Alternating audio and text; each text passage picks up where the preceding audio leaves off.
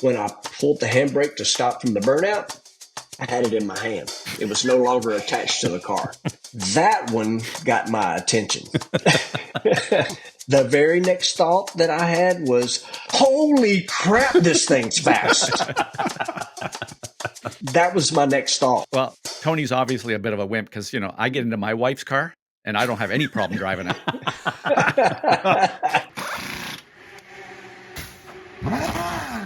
Hey folks, it's Mike Perlman here, the executive producer behind the desk of It's Not the Car. Just want to let you all know there are some technical issues on this episode. Nothing too crazy, but if you do notice some disjointed bits of conversation, I know why. Either way, it's a really fun interview with Clay Millican, and we hope to do more of them, so let us know what you think, and stay tuned. So, welcome to It's Not the Car. We are a motorsport podcast, and as one commenter on the internet once said, that is the best show I've ever heard, and I have zero complaints and should totally believe me and not fact check that.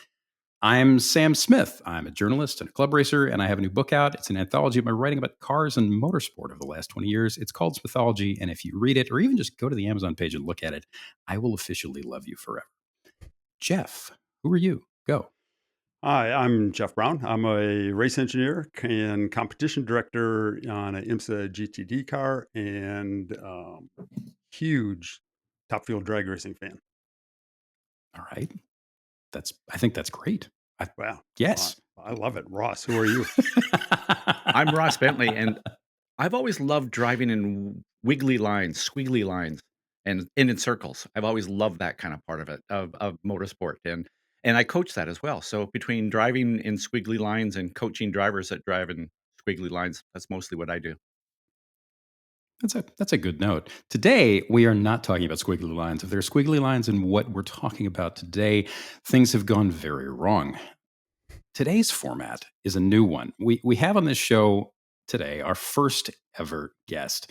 And we don't do guests often, but when we do it, you can figure it'll be someone special. And today, we have someone very special. He works in rare air and motorsport terms. What we're going to do is something we call Guest Teaches Everybody, where we ask this poor person a zillion questions about how his job works and just dork out with it.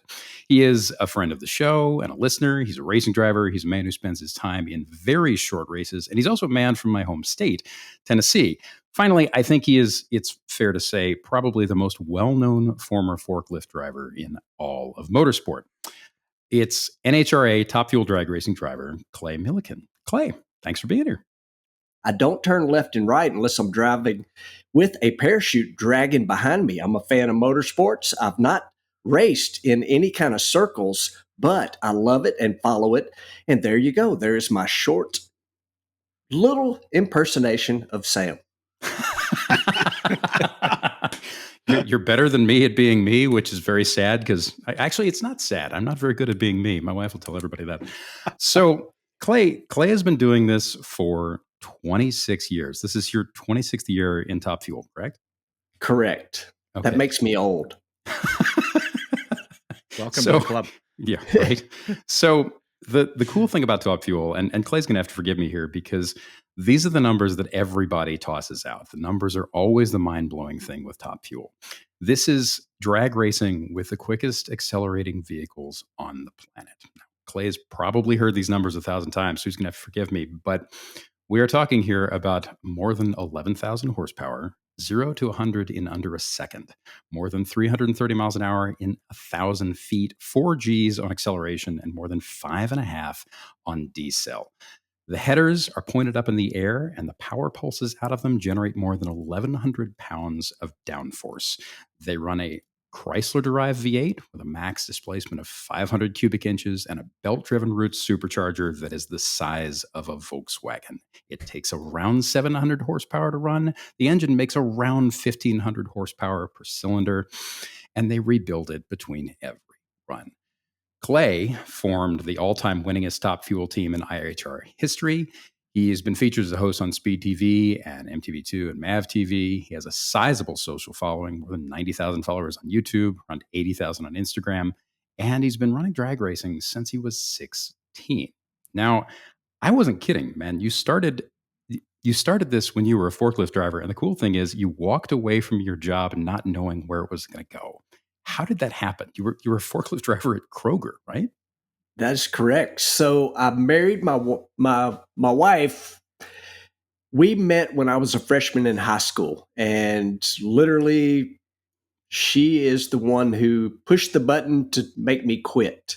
So I ran into this young guy named Peter Lehman. His family owned the Felpro Gasket Company.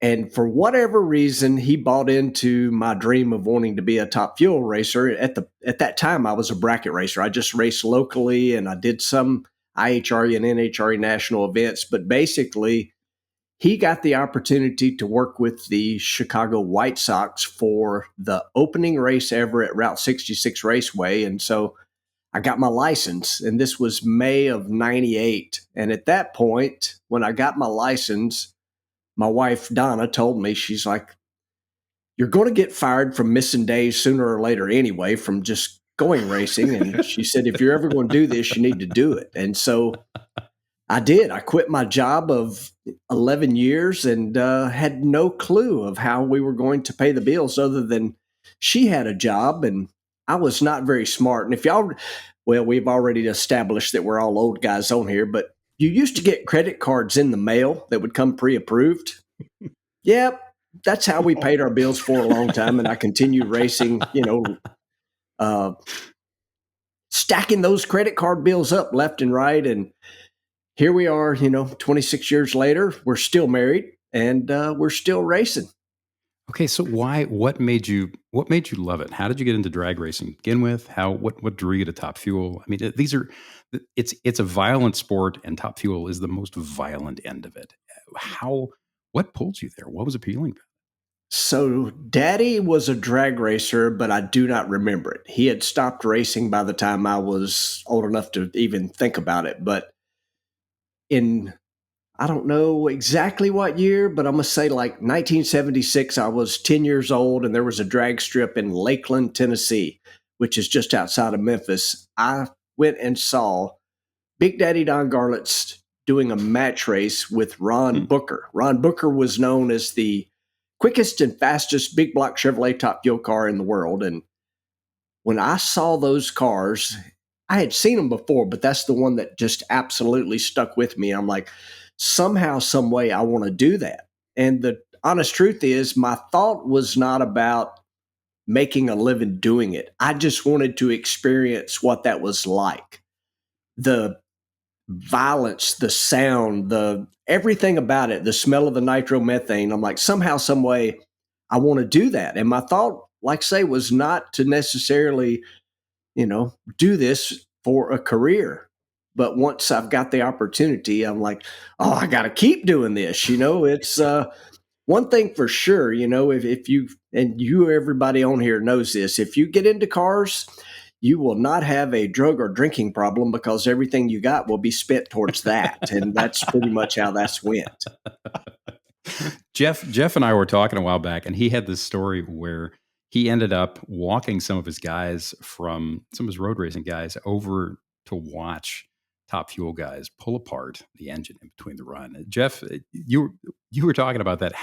What did those guys? How did they react to it? Because it's bonkers, right? The engine gets pulled apart between every run, totally rebuilt in an hour. They save the crank and the cam and nothing else. It was so. The quick story is, I was technical director on a Team Scandia, and we ran everything. We ran Indy cars, sports cars. We even ran NASCAR cars. And for some reason, we bought a Top Fuel team. And we ran this girl, Kristen Powell, in a Top Fuel car. And so as the technical director, I went to the races. And that's how I got hooked on drag racing. This Top Fuel was so different. And the crew chief was Mike Klober, who went on to work with Clay quite a bit. And that's how we got to know each other. But Mike took me to the races and I saw what happened. And the thing that amazed me most was how hard the crew works. All the stats that you just talked about, Sam, are impressive, but I got to say it wasn't the car for me. It was the crew and how they did that. My sports car guys were complaining at one time after Daytona and Sebring. They're like, oh, we're working so hard and we got to stay so late in the shop and da-da-da-da. I said, we're going to the drag races. They said, oh, right. They thought we were going to go have beer and hot dogs and watch the drag races. I said, we got there. They go up into they're heading for the grandstands. I said, no, we're not going to go watch the cars. What? I said, you're going to stand under the tent and watch this car come hauling butt back from the scales and watch what happens under the tent. 70 minutes later, they were all like, we are never complaining about how hard we work again after watching those guys. So Clay, you see it hopefully 7 or 8 times a weekend. What do those guys do and how do they do that? It's amazing. It is incredible. To me, it's like a ballet. And as long as I've done this now, I don't even have to watch to know that things are going good or bad. If you hear a lot of chatter, a lot of talk going on, you know there's a problem. But we all know about pit stops. We watch them on television, whether it's IndyCar, NASCAR, whatever it is. It's a thing of beauty when things go correctly. And it's a fuel stop. It's pull a tear off or whatever on the windshield or whatever it is you're watching. But in our case, we are talking supercharger off, heads off, 8 rods and pistons in and out, back end, clutch, tires, fuel. And this past weekend, we made it to the final round. Our team, from the moment our car went across the finish line until it was sitting on the ground ready to go, they did an entire engine rebuild in 42 minutes. 42 minutes. It's absolutely crazy Unbelievable. How specialized they become in whatever position they have. It's just poetry in motion for me because I've seen it. I love it. I mean, it doesn't matter what part of the car it is, but a complete engine rebuild, warmed up, fired up, sitting on the ground, 42 minutes. That's crazy. And for anybody that's listening that wants to really see that, go to Clay's YouTube channel because you show it quite often. And it's amazing to me. You said pit stop. It is like a pit stop because everybody has a specialized tool. It's in a special spot. They grab it without even looking at it. I've seen where the guy dives under, has the oil pan off, the heads come off, and he's pushing the pistons out as the head comes off from the bottom. I mean, this is so choreographed. To me, it's unbelievable. So one of the things that I find fascinating, and I've always I'm such a sucker. Over the years, people have written a dozen, 1,000, 1 billion articles on how those engines come apart, how they consume themselves over the course of a run. But one of the things I find fascinating about it is that everything in it is designed to essentially kind of pull itself apart in service of what is it? It's something like 500 revolutions down the strip, right? I mean, they turn a total of like 500 RPM in a run, right? It's insane. I don't know that number, but I've heard it. I'm sure you're correct. But yeah. A lot of people think these things are turning massive amounts of engine RPM because they're so loud, and they're really not. I mean, in terms of race engines, when we hit the throttle leaving the starting line, teams vary a little bit, but basically you're anywhere between, call it 8,000 and 8,500. That's a pretty big window, but that's about where they are the moment you hit the throttle. And when they crossed the finish line this past weekend, we went by fastest speed ever, 337.92. It was just short of 8,400 RPM. So as much noise as they make, it's not a lot of RPM in terms of race engines. You said noise. I looked this up because I was curious. I watched them. I watched Top Fuel tests once. I've never actually seen a race, but there's this old line about how people have tried to explain why certain engines sound a certain way, and there was an old line about how the V10s in Formula One, they were like the way a V10 sounds, the firing order and the power pulses. It ends up something like an octave. What is it? It's like an octave and a third above itself, so it's inherently harmonic. It sounds musical. A top fuel engine sounds like a steamship, like trying to enter your nose. It is violent, and it is massive and forceful, and just your whole body cavitates. Does any of that ever get old? You're in it. There's the sensation of the car hitting and leaving the line, and doing that. We can adapt. The human body can adapt to almost anything. Fast cars, you drive them enough, they eventually become normal. You get used to it. You want to go faster. Does that get old? Do you just get in the thing and go, yeah, it's another 3 seconds, who cares? Or is it always a hit? How does it feel?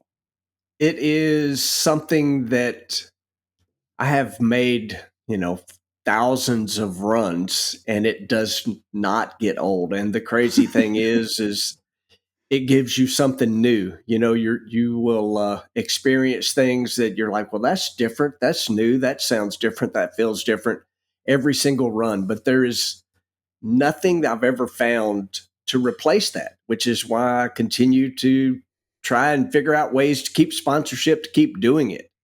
When the thing goes off the starting line, and a lot of people say, I just want to know what that feels like. And yes, it is incredible. And you mentioned it a moment ago, when you hit the throttle, it's about 4.5 G's. While that is incredible, the crazy part is a couple 100 feet down the racetrack, as we start applying the clutch, because we're slipping the clutch a lot to keep it from spinning the tires. But on a good run, the thing will go over 6 G's and you can hear it. After you've been around them a while, you'll start to notice the sounds and what they sound like. But as the clutch starts to grab the engine RPM comes down, and that acceleration through that period of the run is absolutely incredible. And I can just hear it in my mind right now. I know what that sounds like. It screams leaving the starting line. And I want to point this out real quick. People's like, oh, if you could only apply all the power you make, no telling how fast they go. Well, we actually do, because the engine RPM would never come down if we weren't applying all the power. If you made all the power in the world, the engine RPM would never come down. But that acceleration, that feel is nothing I've ever found could do that. I've done so many things to try to find something that even comes close to that feeling. I mean, I've parachuted, and probably the most incredible thing is I rode with the U.S. Air Force Thunderbirds. And even that, while the G-force number is higher, the acceleration is not even anywhere near the same. Because those airplanes, afterburner, the whole 9 yards, the acceleration is nothing compared to a Top Fuel car. Now, when they turn, okay, granted, that's incredible, but that's a different kind of G, because it's pushing you downward, where the Top Fuel car is pushing you backwards. And yes, I'm rambling, and I could keep rambling about what that feels like, but I wish everybody could feel that. Ross has felt those kind of G's inside loads, but not coming out of a corner he hadn't. If he did, I would be trying to drive an Indy car. So I just this is so cool, because Clay, you invited me to come out to a NHRA event in Seattle one time, and to me the most fascinating thing was talking to you about all those things that you do in that 3-4 seconds, whatever it is. And you talked about, you shared a little bit with me at one time about the whole thing about the engine rebuilds, and that, can you explain that? And this was when you were doing quarter mile, not 1,000 feet, I guess. But there's a point where you're like, if you can back out of the throttle before the finish line, it saves like 2 RPM, and that might save a crank or something. Does that make some sense, or am I remembering that wrong? No, you're not. I mean, these things have their tongue hanging out when they get to the finish line, and that's a country boy term for you have lit the dynamite and it is ready to explode, so you will lose a little bit of mile an hour if you shut it off a touch early. You will not lose a lot of ET because you've got the momentum already moving. Obviously, this past weekend at 337.92, I ran it out the back door. I got all of it. But so a lot of people don't understand, in a drag race, everybody talks about the speed, which I've done mentioned it a couple times here. But the truth is, elapsed time, and you guys know this, elapsed time is what wins races for you. But our speed is measured in the last 66 foot of the racetrack. That's all it's measured, is the last 66 foot. I finished second to a car that ran 328. So speed has nothing to do with anything. That car accelerated quicker than I did all the way down the racetrack, and he got there by 16 thousandths of a second ahead of me. But, the shutting it off a touch early is just something that a driver like me who has done this for years, not being part of, and I'm making air quotes here, I have never been part of a factory team. And there is no such thing as a factory team, but I call the Kalitas and the Schumachers and the John Forces of the world, they're the factory teams. They have all the money. They've got no worries, none whatsoever, about having enough parts in the trailer. I've never had that luxury. And so to make it from race to race to race, I've had to make sure that we've got enough parts. And the drivers that have never had to do that, I don't know what that's like. They can just stay on the floor. If the thing blows up, so what? We got another one in the trailer. Well, I've got to pay my bills with this. I don't have rental properties. I don't have all those things. I don't have private jets. I don't have none of that. So for me, I've got to drive by what, excuse my French here, what my butt's telling me. If my butt tells me this thing's not happy, you got to get off the pedal. Even sometimes, as bad as I hate to say this, there have been points in my career where I've had to get out of the pedal, not knowing if I could win or lose, but knowing if I won that round and I can't come back for the next round, what's the point? Because I may not be able to go to the next race, and that's just the reality of it. But I've been very fortunate, to have won a lot of races and a 26-year-long career at this point from doing it that way. That's just what racers have to do sometimes. You mentioned engines coming apart, right? And famously, like, the violence there results in violence, right? When everything goes well, there's an awful lot of violence. When everything goes poorly, there's even more violence. And everybody's seen, we've all seen, like, connecting rods in sports cars come apart, and holes in engine blocks and things like that. What does it look like when a top fuel motor blows? Is it just shrapnel in a can? Like, how do those things come apart? How violent do they look when they're done? So we've seen glass. I'm sure everybody has seen a glass break in a car, and it just turns into these little chunks of what looks like diamonds. Yeah. I have seen the oil pan come off of a nitro engine, and that's pretty much what it looks like.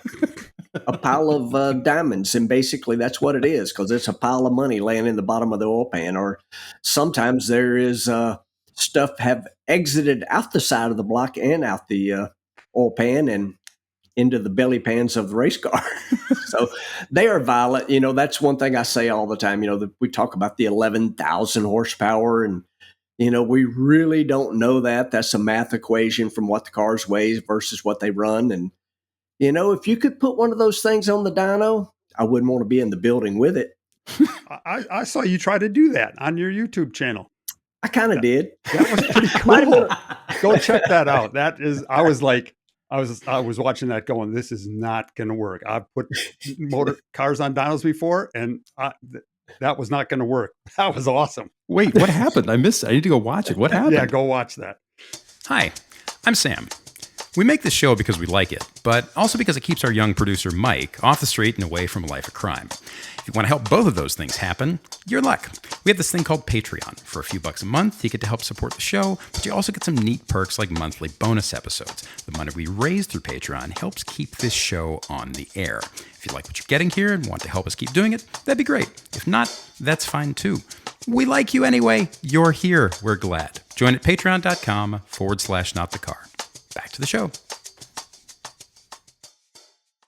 It sounds weird. We're having technical difficulties. We lost everybody for a second. Everybody went and got drunk, came back, sobered up, and now Ross has a question. That's how this works.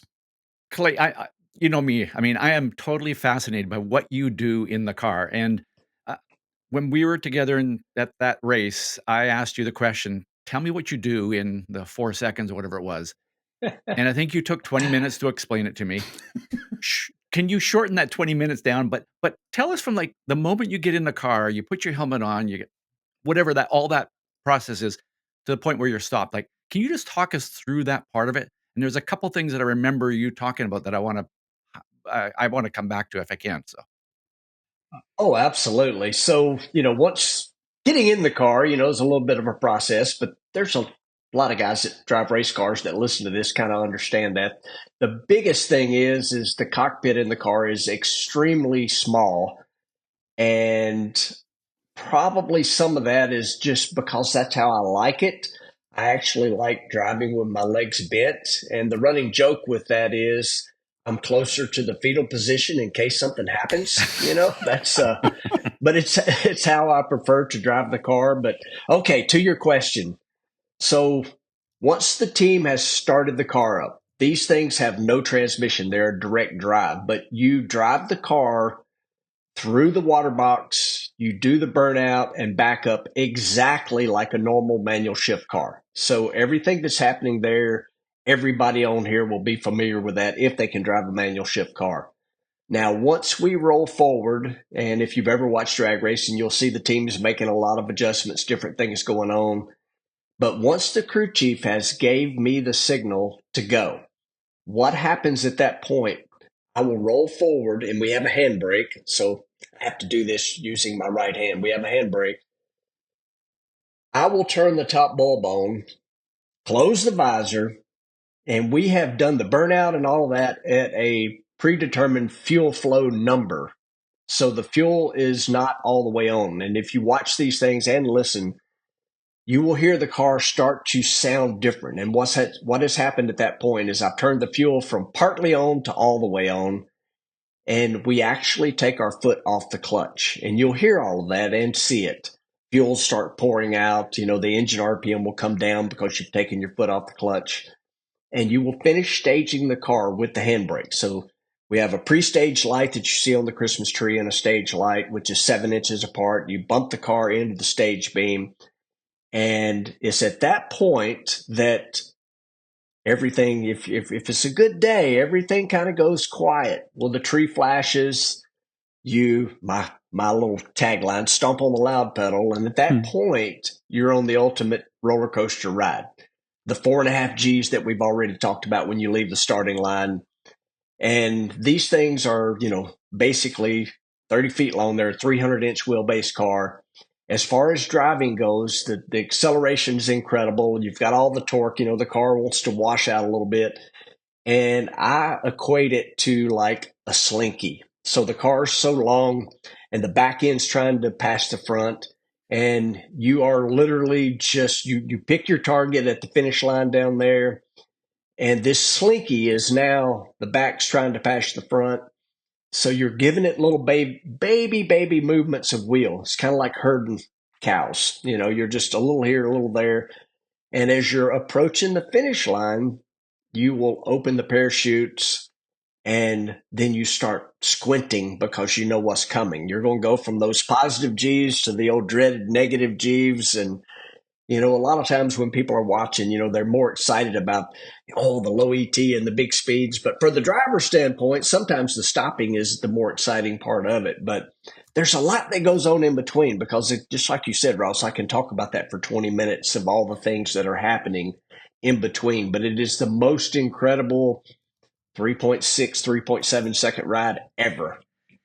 So I remember you talking about that when, the slinky starts to move a little bit in one direction or the other. Mm-hmm. And I remember asking you about do you put some steering correction in? And you were kind of like, no, because if you did that, the thing like whatever winds up in a ball somewhere, right?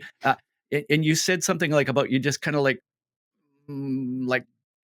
kind of guide it over there or wish it to go over there. Is that? Well, you nudge it. Yeah. You nudge it because what happens if you miss one of those movements, at that point, you can never catch back up. So you try to anticipate, and this all, seat of the pants kind of thing. As the car makes a move one way, you try to just be in front of it. I'm sitting here driving and a lot of people will be listening to this. I'm literally driving as we're doing this. But if you miss one of those movements, the car, you can complete the run, but you will go down the racetrack side to side. And this is all if the crew chief has not told you that he needs you to miss something at the 300-foot mark and then bring the car back over. Or they may stage the car. The crew chief directs you where to stage the car. You may be off one way or the other because the traction's not good in the center of the racetrack. Ah. So you've got to make all of these moves, obviously, at a very high rate of speed and acceleration. Most of the time, the racetracks that we go to these days are pretty good. But back in my NHRA days, some of the tracks were not that great. And we may have 2 or 3 spots that we got to miss. And, the crew chief would tell me, I need you to miss this by half a tire, or we need to miss this by a full tire. And then, you go by that spot and then you got to nudge it back over to where it needs to be. It's a lot going on in a short amount of time. But during the run itself, and Ross, I know you understand this, it's not as fast as what it actually is. The brain's taking care of the backside, and it's not happening as fast as it really is in your mind anyway. The crazy thing is if you're not on it, you'll make runs sometimes and you're like, whew, that was fast. But the truth is you just weren't caught up with the car. Your brain was left at the starting line when you hit the pedal. It still is mind-boggling to think that you have the ability to make those adjustments in 3.5, 4 seconds, whatever it is. Like, it's just all of those things. And it's, I find it interesting when you talked about the feel and the sound, and you're just like, you're making subtle little adjustments. I don't know if it's with your butt or with your ears or all that stuff, but it's no different than any other form of motorsport. It's just happens a little quicker. No, Happens a a lot little quicker. The whole thing for me is just the concentration. And Sam, do you know how we got here?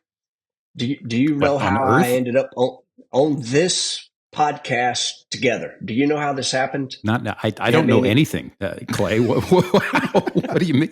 So this is like show and tell. So believe it or not, I'm a country boy, and yes, I got an accent, but I actually study a lot. And this is how we got here. So this is show and tell. Did you see this old tattered, tore up book that I have here? This is how we got here. He's holding up a copy of Speed Secrets, which was written by, I don't know, some Canadian somewhere. It's fine. A non-country but you can boy. see, you can see this book has been very well used, and it would not make any sense that what Ross wrote about road racing would tie into what I do, but it very, very much did. And it was through Mike Klober, who knew Jeff, who connected me with Ross, and that's how we became friends. And that's been back to the age thing again, a long, long time ago. But what you guys talk about all the time relates to me, and I take bits and pieces of that because, it comes down to proper programming, which is what I learned in this book. Proper programming makes you a better race car driver, and it doesn't matter to me if it's Laguna Seca, club racing, or GP racing, whatever the case may be. I relate it all back to what I do, and there is bits and pieces that I've learned from Jeff and Ross, and that's how we ended up on this program together. That brings me to a really good question. I think is a good question, but one I want to know the answer to is, so what I do, Clay, obviously, is it's always about the machine and the driver and how they work together, right? And everybody that watches drag racing, it's, well, what does the driver do? He just stomps on that loud pedal and goes straight. And if they think a little further, they're like, oh, well, it's all about reaction time. And I got to see when we were working together how the reaction time isn't necessarily just the driver's quickness. It has a lot to do with the setup of the car and things like that. You get to nowadays, people are like, oh, Justin Ashley, he's so good. Well, maybe his car set up to do that. Or can you explain how reaction time really works and what the other influences are other than you just going yellow light, green light and hitting the throttle? Yep. I mean, you are on a subject near and dear to my heart. And I think one way for the audience that mostly listens to this is, let's take Colin, for example. If we put Colin in a car that is not set up nowhere near properly, no matter how good Colin is, he can only do so much. And car reaction time is exactly the same thing. There was a time that I drove a car with a crew chief that was the quickest car in the world. And my reaction times were absolutely horrible. And at some point, you're losing races on hole shots. And for people that don't understand that, your reaction time is measured separately from what you see on the scoreboard. And I was losing races on hole shots. And next thing you know, that starts to bother you mentally. It's like, man, I'm getting old. I can't react anymore. And I'm practicing. I'm doing all the things that I should do. And that crew chief went away. And then I got another crew chief. And suddenly my reaction times were good again, and it is, man, I don't know how to say this, but a lot of times the crew chiefs, all they're worried about is the scoreboard. And they are correct. That is their job, the scoreboard. But some crew chiefs don't see that the car has as much to do with it as they would like to think. But back to the whole thing is, if you look at a nitro burning car, and I just talked about how much clutch slippage there is, we can take our foot off the clutch and the car will sit there and run. So you've got all this slippage. Then you got all this, 300-inch wheelbase car, all this giant tire. All of that stuff has to get wound up before the car actually starts moving. And there are ways to make it better. The problem is you can go in a reaction time setup, but it may make the car harder to get down the racetrack. So you got to find that happy median. And that's where a race engineer, in our world, we call crew chiefs, a race engineer has to figure out that happy spot in between the two. And I do think Justin Ashley, who's by far and away the leader in the reaction time category, I do think that he's really, really good. And he has something special about him that allows him to stomp on that loud pedal. But at the same time, we do not know how much is car setup. And It is a combination of all those things that make the driver look good and the crew chief still look good, because there's also a thing called deep staging where you're kind of just tricking reaction time and what you see on the scoreboard, and that's getting pretty deep for a lot of people that may not know anything about drag racing, but you can manipulate that stuff a little bit. Yeah. Well, so when your crew chief Jimmo changes the car, set up the clutch, heck, the thickness of the head gasket. I'm like, really? That's going to it makes a huge difference. I now understand after being involved a little bit, knowing just enough to be dangerous. But when he makes changes to the car, all of those changes, do you guys talk about that? Like I would talk to my driver and say, okay, we changed the front springs. I expect this to happen, da, da, da, da. And then he might go drive it a little differently. Do you do that same kind of thing? Like when he makes a change, you're going to go, okay, well, that's going to make the car react a little different. So I have to leave a tick sooner or a little later, or does that happen in your world? We do discuss what I should feel. As far as the car reaction time part of it, I try to do the best I can every single time. And car reaction is not something we discuss a lot, unless that's something we're specifically working on. As far as what Jimmo and I talk about is he will give me pretty good details as to what he changed and what I should feel. Mm. And the reason we do that is, if it's going to be a little closer to the edge, I will have a little bit of mental programming done for what could happen if he's really, really pushing on the car, pushing, the edge of what he thinks will make it down the racetrack. And that don't necessarily mean on the starting line. It may be, a couple 100 feet out, or we could be in an area where he's on the edge of what we call tire shake, which is a very violent thing these things do. And they do it pretty regularly. And essentially what that is the tire is trying to run over the top of itself. And it's the very reason why we wear a mouthpiece, because it can knock crowns out. I'm holding my hand up as a guy that's... Whoa. Yes, it can knock a crown out of your mouth? Absolutely. Holy I've done it. It is... think of putting your head in a paint shaker. That's pretty much what it is equal to, because it is extremely violent and it does hurt. And when we have a tire shaking run, if it's during qualifying, I just step off the throttle because, you're not going to improve ET, and it definitely breaks things on the race car if you try to drive through it. The majority of the time it will smoke the tires unless you, what we call, pedal it, which means it's shook as quickly as you can. You step off the pedal and right back on. And a lot of times it will continue the runs. A lot of times it'll go ahead and smoke the tires. But when we have those runs and when the crew gets down to the top end of the racetrack to pick me up, I will tell them that was a 1 Tylenol shake or a 2 Tylenol shake, but it's an instant headache.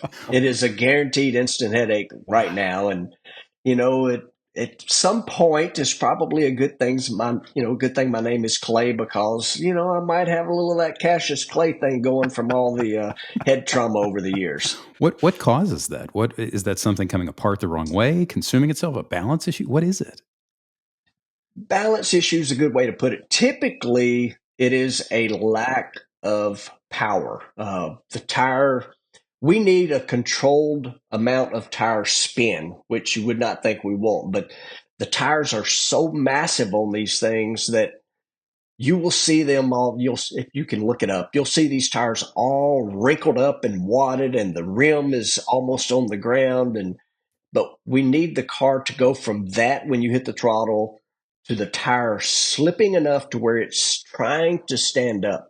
Well, if we haven't accelerated the car enough, it will continue in that wadded up position, that wrinkled up position. And eventually the rubber that's on the racetrack will be stuck, and then the tire will continue to move forward and it runs over itself. So then you have what we call a slip grip situation. And this is happening extremely fast. It's slip grip.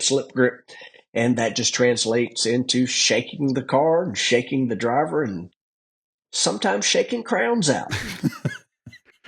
So, Clay, every driver, every motorcycle rider, everybody in motorsport have had moments of being scared. 100%. Can you share like an experience that you've had that has caught your attention? And it may be just for like fractions of a second, but yeah. I'm very fortunate that I've only got a few highlight reel situations, and I'm going to give you two extremes that the fans were like, oh my goodness, did you see that? To where really nobody knew that I was scared to death. So the highlight reel situation is years ago. If y'all remember the movie The Dukes of Hazzard came out, it was Johnny Knoxville, and it was a remake of the movie Dukes of Hazzard. Well, we put a deal together where we ran the Dukes of Hazzard car. Well, semifinal round, I'm racing the guy who's second in points. We're leading. I leave the starting line.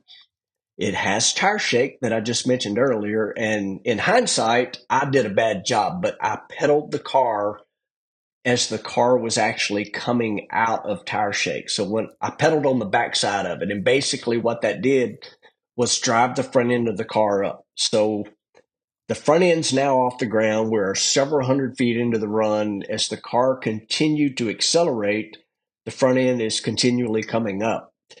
And I'm a manly man when I'm bolted in that race car, even though I weigh 140 pounds. I continued to stay with it because, believe it or not, I'm like, I can just tell I'm ahead. I may have looked over probably. And when I couldn't see nothing but the sky, I knew I had made a mistake at that point. So I'm off the throttle and on the brakes, but it continues to rotate. And I am experiencing what's known in the drag racing world as a blowover. Basically, I did a wheelie where the car completely rotated, flipped upside down, and this story would take forever. But basically, I blew the car all the way over. It landed on its roof, and I slid for a few thousand feet upside down backwards. Oof. So that was a highlight reel, and that is on the internet. You can go find it. Just put my name in and blow over. It's pretty crazy to watch it. So that's a highlight reel that everybody has seen, and it scared me a little bit until it flipped over and it didn't like completely tornado itself, and it scared the team more than it scared me, to be honest with you. But the one that scared me that nobody knew about because it just looked like we had a problem and I idled down the racetrack was Reading, Pennsylvania one year. I do a burnout. I mentioned handbrake earlier. When I pulled the handbrake to stop from the burnout, I had it in my hand. It was no longer attached to the car. That one got my attention. Yeah. So what do you do? Put it back on. Oh yeah, just plug it back in. Yeah. What, I mean, it's not like you can jump out and put your foot down. What do you do? Yeah. The worst part of that is you can reach over and cut the ignition off in these cars, but once they're running, they're a bit like a diesel. They'll continue to run as long as it has fuel. So I knew I needed to cut the ignition off, one, and cut the fuel off. So that's what I did, was cut the fuel off. Well, the problem with that is when it runs out of fuel, the engine RPM goes up, which accelerates the car. And I did that immediately. I shut the fuel off and the car starts accelerating down the racetrack. I mean, we're not talking 300 miles an hour, but it's, 60, 70, 80 miles an hour. And it's going to go dead before I make it to the finish of the turnoff area. And the NHRA safety safari, they ride their little four-wheelers and they got a deal they can push the cars off the racetrack. Well, this is an elimination round, and they are pushing me, and I'm screaming at them, I have no brakes, because when they push you around the corner, there's all these people and TV cameras, and anyway, that got my heart rate up a little bit. Wait.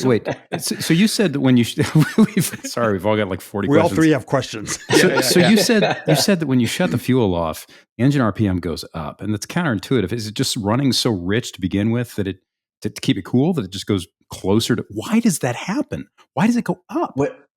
Because you've got 32, basically, you have 32 injectors in this thing, and at full throttle, these things have about 600 pounds of fuel pressure all puckered up in there.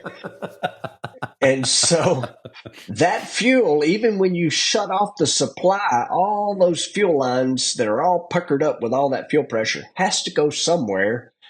And that's what it does. It speeds up. Yep. Go again. The best thing about, I'm a fan, obviously. I watch all the top fuel races. Where I get the best information on what's going on is from your channel, your YouTube channel, after each day, because you know really what's going on. And one of the great things is when you do the warm-up video from inside the car, and you got your little mirror and you're watching what Jimo's doing, and when they undo the fuel line to shut that thing down, it just spins like crazy, because I think in my engineering brain, it gets closer to the quote right fuel mixture. It's leaner now and it'll run quicker and just shut off. But just to hear that is insane. It is. That's a good way for people to go check it out. That in-car video, you'll see me push the fuel lever and you'll hear the thing rev up. And trust me, my foot's nowhere near the throttle. Yeah. That's for sure. So Clay, you mentioned in there, you mentioned your heart rate, and you and I, we were talking at PRI show this past December, and we were talking about heart rate, and you've done some work around. Are you willing to share some information about your heart rate and how that's impacted performance and things? Yes. And actually, so you have spent some time, I know, talking with a friend of mine. So there's two young doctors that I work with. I don't pay them. They're just interested. They're sports doctors. So they don't come to all the races, but they'll come to half a dozen or so a year. And they've been doing this for the last 6 years or so. And I do, when they're there, I wear a heart monitor, and it also monitors all kinds of other things. And so Dr. Kayla, which is who you've talked to, and Dr. Derek, I've asked them to send me that data. Jeff, you would love this. It's to me, it looks like a data system on a race car that you've turned every sensor on. They sent it to me, and none of it meant anything to me because, Sam, you mentioned squiggly lines. There was lots of squiggly lines that I did not understand at all. But the heart rate side of it, to answer that, I find it fascinating. And it's just me. I don't know what other drivers do. But my heart rate is the highest when I do the burnout, and it actually comes down before I make the run. Wow. And I don't know if other drivers do that or not. And I don't know if that's just from being an old guy and, brain taking care of your butt, and it knows you better be calm because you're fixing to take this incredible roller coaster ride down the racetrack at 6 Gs. Or it's your happy heart place. Rate, yes. It's your It's happy happy place. I guess. Yeah, I guess so, But heart rate's the highest during the burnout, and it comes back down for the run, and it actually goes back up after the run's over with. And I don't understand all of that, but Dr. Kayla and Dr. Derek probably help you out with some of that. Yeah. So just on the physical side of things, you mentioned control inputs, and you mentioned working with the car and not overcorrecting and not getting behind it. And I've talked to fighter pilots, who are really the only other people I can think who live in a controlled, precise environment at that kind of G loading. And there are all kinds of things that they do to condition their bodies, to condition their bodies so that they can have precise inputs while, weighing 8 times what they do on the ground, whatever it is. How did you learn to be the right kind of clean and precise with it and to control the car the right way? When you first get into a top fuel car, like, there is nothing that prepares you for that. What was the learning curve like, trying to figure out how to tense your body, keep your breathing right, all of that? What did that look like? It is, man, I hate to say this because it sounds completely wrong, but it is trial by fire. The problem with learning to drive a nitro burning car is they don't work off of part throttle.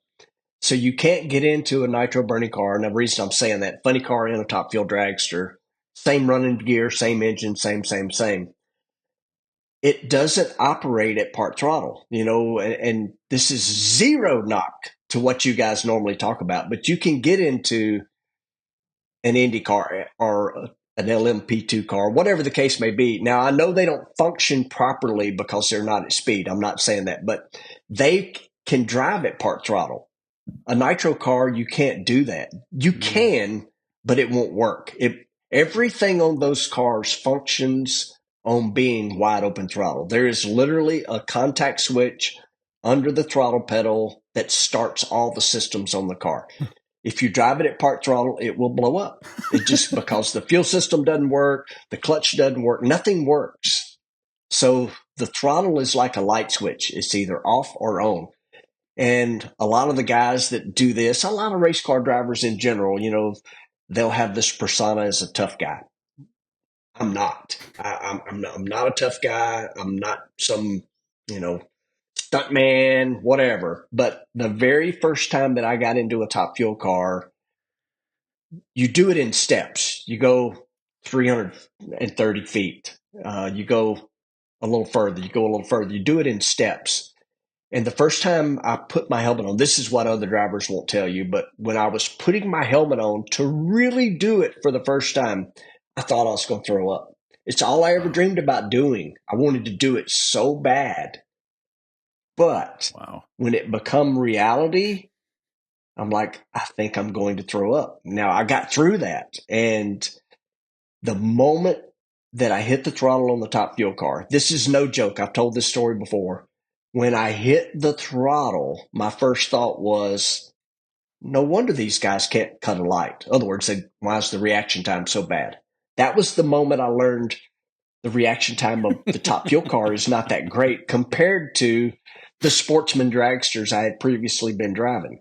The very next thought that I had was, holy crap, this thing's fast. That was my next thought. And I was already at the 330 foot mark.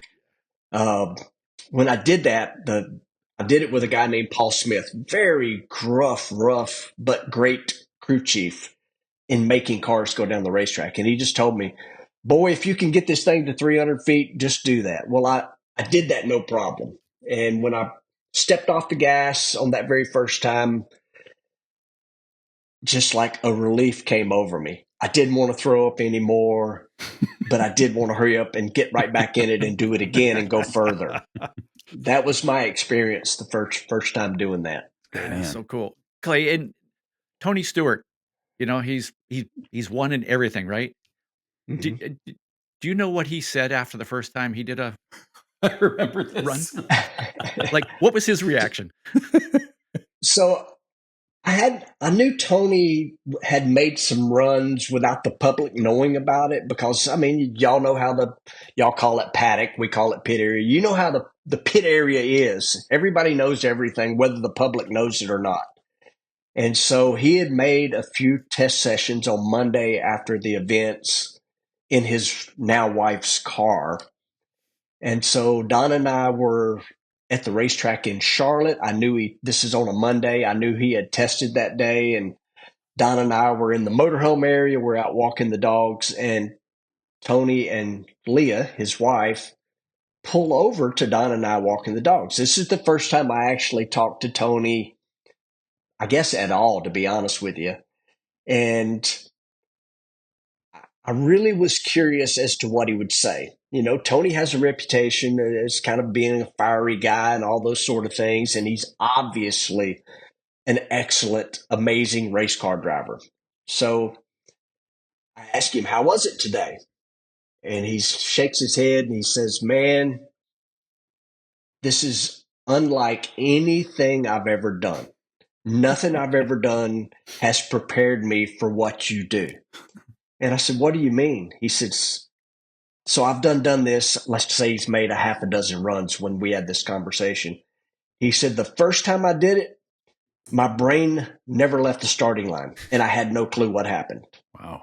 And he said, today, and again, I think this was probably a dozen runs in. He said, today, when I hit the throttle, I think my brain is about where the back of the wheelie bar is. Wow. He said, it's getting there. And I was impressed that he said that because, again, Tony's known as a fiery, tough competitor. I just assumed, he's probably going to say, oh, what you guys do is easy. But it impressed me that he said that, and it made me feel good that a guy like that said what I've done and love was hard to do. And I truly appreciated that because I can't do what he's done. And I think it's awesome that he's now learning to do what we do, and he will win at this too. I mean, he will. He's in a good car, and we raced at the four wides in Vegas, and I'm proud to say the first time I ever raced Tony Stewart, I beat him by 0.0005, and we and we raced again in the following round. You can only do that in four wide competition. He beat me, but. So Tony, a guy that's Indy 500 winner, NASCAR champion, all that stuff, had not had any kind of experience for the acceleration these cars have. And I was glad he said what he did and that it was not as easy as what most people think. Well, Tony's obviously a bit of a wimp because, I get into my wife's car and I don't have any problem driving it. Clearly, very much, obviously. Man. I got one. Here's something along those lines. So we're all amazed at, and I think everybody listening is amazed at what you go through to do all of this. And it's always interesting for me to see what another person sees when they get to see something new. So Clay, you're driving for Rick Ware. Rick Ware's got teams in every kind of motorsports. I mean, it just keeps, I can't even keep track of it, but I know you got a chance to go to the 24 Hours of Daytona, to the Daytona 500, even some of his motorcycle stuff.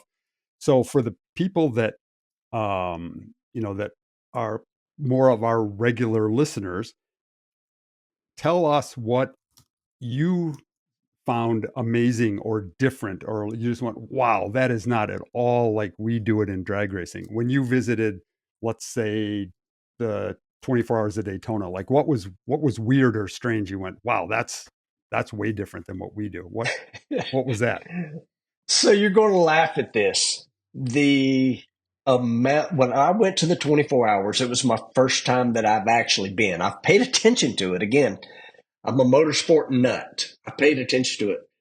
But the thing that I was impressed with for 24 hours, it is a non-stop cycling of tires. You will get run over by people with those carts with the 4 tires on them, especially when it's like 1 o'clock in the morning and maybe you're not as sharp as you was earlier in the day. I get it. I live off traction. That's how I make a living, is maintaining traction. But it is so much that goes into just the tires, measuring them, checking them. That was crazy. And another thing that stood out, again, I was with the Rick Ware team. They had Austin Centric in the car, and he's like 7 foot tall. And the driver swaps, I'm like, there's no way that works. But y'all guys figure out how to make it work. A quick insert change, and you got 7 foot tall Austin Cindric, where you had I'm drawing a blank, Eric Lux in the car, Yep. for example. Yep. 2 totally different built guys, and the change is flawless. You guys have been on this whole show talking about my guys rebuilding the engine in 42 minutes, but watching that is freaking impressive for the amount of time you have in the pit area, knowing how valuable it is. When we also talked about, I think before on air, Jeff, that very 24 hours of Daytona, y'all lost by 16 thousandths of a second. The same thing I lost Charlotte this past weekend after a 24-hour race. But I don't know. I can go on and on and on about what that's like. And I got to tell one story completely off subject, but about 24 hours of Daytona. Yes.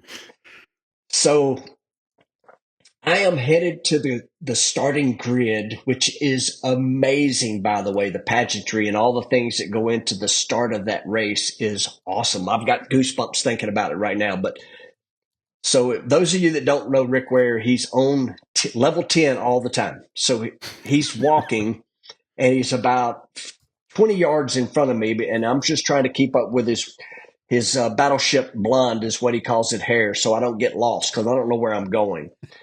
But this guy comes up to me and sticks his hand out and stops me to shake my hand, and he's like, "Hey, Clay, I'm a fan. I'm Jimmy Johnson." And I'm like, yep, you didn't have to say that. You are the 7-time NASCAR champion. I think I know who you are. But that was good for the ego when Jimmy Johnson stops you and you find out, and you had no idea that Jimmy Johnson watches drag racing. That's cool. That's So- cool. So we're unfortunately about out of time, but I got one more thing, and this is awful because we could do this for hours. I have I know Ross and Jeff do too. I have 1,000 other things I want to ask you, but as I said earlier, you've been doing this. You've been doing this for 26 years. That's a long time to be running up front, even in a section of the sport where people famously have long careers. How long do you want to go? And more important, how will you know when it's time? Do you have any idea how that works, or have you thought about it at all? Yes and no. What I have thought about, and this was very recently, as in like the last couple races, I had the media team from John Force Racing come over and say, "Hey, John's birthday's coming up. We're going to do a birthday video for him." And I'm like, "Okay, no problem." How old's he going to be? And they said 75. Y'all think about that. Yeah. John Force is still winning races at 75 years old. Right. I immediately go, holy crap, I'm old. No, I'm not. John Force is old. I'm 58 years old, and Sam, your question is, have I thought about it? Sure. Do I know what I want to do? Yeah, kinda. Do I know when that's going to happen? Not really. Nice. The hard part of this whole deal is not the driving part of it. It is the sponsorship part of it. And you guys know that very well. that is the hard part. Am I going to do it at 75? Absolutely not. My dream job is to stay in the sport somehow, some way, and hopefully it's with a camera in my face somehow, some way, because all these years of doing this, I can put a Top Fuel car together front to rear by myself. It will start and run. I have no clue how to make it go down the racetrack. I'm not that smart. That's what guys like Jeff do, guys like Jimmo. I don't have that capacity to run one of these cars. I can talk about them and tell you about them and explain every nook and cranny of the car, but I don't know how to make them go down the racetrack. I don't have that. Sam, I think Clay has just applied for the job of host on It's Not the Car I mean, podcast. yes. I mean, four is just as great as 3. I think we can do that. 4 wide. I think you're in front of the camera thing is, Yeah. I mean, again, I'm sounding like, I don't think I'll send you an invoice or something, but those videos are just freaking amazing. I mean, just to watch them. And I think probably the less you know about the details of Top Fuel, the more cool they are, because I'm watching those just going, wow, this is what those guys do, what you do. You're really good at that. So I can see a future in front of the camera as well. That's good. Hey, can I ask a quick one question? I'm not going to tell you no. I know. This one. So engineering wise, I look at the cars and I don't know anything about these, just enough to be dangerous. But a big thing, people would look at the cars and go, well, like a big percentage of them have like a full canopy, like a fighter jet. And some of them don't. And you, Clay, are one that don't. You have the traditional kind of windscreen with the hole in the top. Pros, cons, is it a comfort thing? Is it a aero performance thing? What's the decision process there? Oh, Jeff, you're going to be so disappointed in me. I haven't driven a closed cockpit car, so I do not know what that's like. What I do not like about them is they add about 40 pounds to the race car. Oof. And they add it in the worst possible spot. So I know a lot of people listen to this, and I'm sitting here with my hand. But if you think of a Top Fuel car, again, that 300-inch wheelbase, when they're going down the racetrack, they're arching. The front wing's holding the front down, the rear wing's trying to flip it over backwards. And so that is how we get traction, is the car arching going down the racetrack. Well, it arches basically where the driver sits at. The entire car is arching, but especially in that area. So I've never wanted to add that 40 pounds right there. Now, granted, this very season we're in right now, the NHRA added 50 pounds to the Top Fuel cars, which I think is ridiculous. I'm not the rules maker. Wow. I just think that's ridiculous. But the other side of it, and again, I am not an engineer, and I can't tell you the aerodynamics advantage one way or the other, but you would think that there is an aerodynamic advantage. But we just heard an episode on this, I can't think of the name of this show, but they added a wicker bill to the back of the closed cockpit cars. Oh, they added a gurney. Oh, I knew it. That's where I was heading with that. I know. So that was mandatory when the closed cockpit cars first come. There is a little gurney wicker, or whatever you want to call it, right on the back of the cockpit area. But the reigning world champion won last year. He started the season in a closed cockpit car, and I'm talking about Doug Coletta. He finished the season in an open cockpit car, and he won his first ever Top Fuel World Championship, and he drove both. This season, he's in an open cockpit car. Ooh. So, yeah, I don't know. Didn't Brittany Force have some struggles when they switched to their closed car? That it wasn't as I may have that wrong, but I get it now. I was just looking at aero stuff, but with that 40 pounds up that high, that's going to change a lot of setup stuff and everything.